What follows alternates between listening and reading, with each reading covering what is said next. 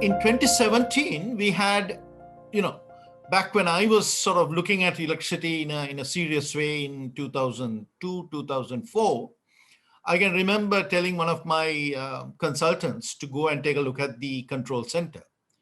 And he came back with a sort of odd look on his face. And he said, your engineers are really clever people.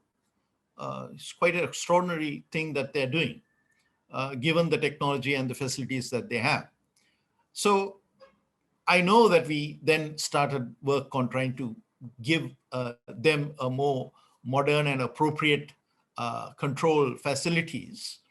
And to my shock, when the 2017 crisis hit, and I was looking around and talking to people, I found that in fact there had been various procurement problems, and we had been trying for years and years to get this thing done. And the thing finally came on stream only in 2018. Now, I mean, being Sri Lankan, we are always looking for the silver lining.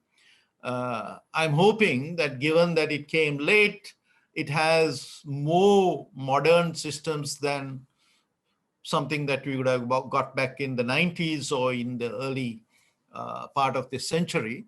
But you never know with the procurement rules whether we stuck to some earlier specifications. But whatever said and done, I think the system control center has to be at the heart of looking at this smart energy concept, and that it has to be more, it has to be upgraded, it has to be fortified with more connectivity throughout the network, so that it can do this fine-tuned managing of volatility. And in addition, of course, I mean, what we say in our business is that digital technology never by itself solves problems. You also have to have certain other analog complements. The analog complements are, in this case, I would say the interconnection of the grid with the South Indian grid is, in my view, indispensable.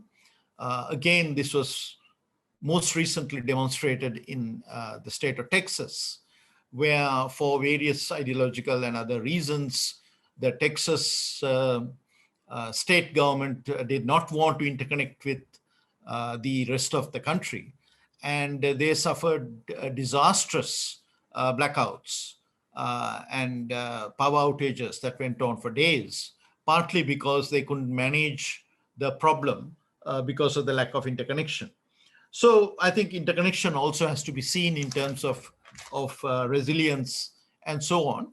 And again, I just want to emphasize there are so many myths and misunderstandings about what an interconnection means or implies. It simply means that the volatile or the variable power that comes in will have a greater base, and we could be shipping our excess power into India at certain times. And when we shut down a generator or something like that, or when we have some kind of difficulty, we could have Indian power flowing in. And what kind of mechanisms we use, spot markets, long-term arrangements, swaps, those kinds of things. I think the examples are coming in from definitely from Bhutan, where mostly the Bhutanese are exporting power, but on some occasions during the summer and so on, they pull power from the Indian grid. And Nepal, Bangladesh, I think there are enough cases that we can look at in terms of viable cross-border interconnection.